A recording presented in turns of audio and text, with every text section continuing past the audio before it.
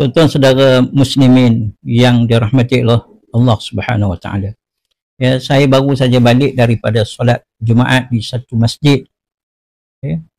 Sayangnya, ya, masjid ini mengadakan tazkirah Jumaat. Tetapi tazkirahnya itu bukan berbentuk ilmu, bukan berbentuk ilmiah.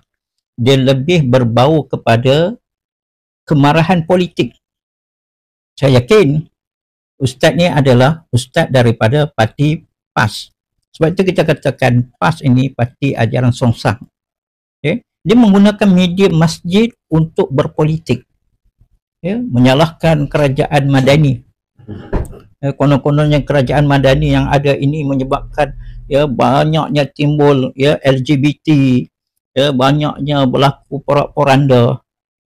Tuan-tuan, ini bukan masalah kerajaan. Ini masalah dalaman individu. Okay. Kalau kita nak lihat, nak buat perbandingan, kerajaan di Kelantan pun tidak kurangnya berlaku kemaksiatan dipimpin oleh parti ajaran Songsang PAS tu. Begitu juga di Terengganu.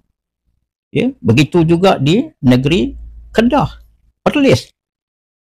Tetapi mengapa persoalannya, kenapa mesti menggunakan medium surau, masjid, tazkirah, kuliah untuk membawa naratif-naratif jahatnya parti-parti politik ini? Sebab itu juga saya melihat ya, masjid-masjid sepatutnya kuliah-kuliah itu diadakan rakaman. Supaya apa? Supaya dia menjadi satu bahan bukti. Kuliah tadi adalah kuliah yang baik. Boleh disebarkan kepada anak karya melalui ya, akaun Facebook, akaun TikTok dan sebagainya. Tetapi kenapa jawatan kuasa masjid, jawatan kuasa surau tidak berani membuat rakaman? Kerana mereka tahu bahawa ustaz-ustaz, pendakwah-pendakwah yang dipanggil itu terdiri daripada pendakwah-pendakwah yang bukan berdakwah tetapi lebih membawa naratif kepartian di dalam kuliah mereka.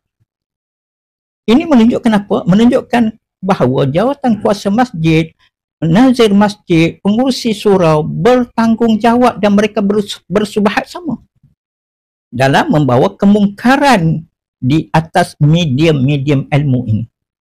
Maka sebab itu ya, saya akan bawa perkara ini supaya ya, ke bawah pengetahuan ke bawah duli tuanku, kita akan buat surat secara rasmi supaya apa? Supaya dilihat balik, termasuk dengan masjid pengurusan yang diurus oleh kaki tangan Jabatan Agama juga membiarkan pendakwah-pendakwah celupar ini berluas-luasa menyampaikan naratif jahat mereka.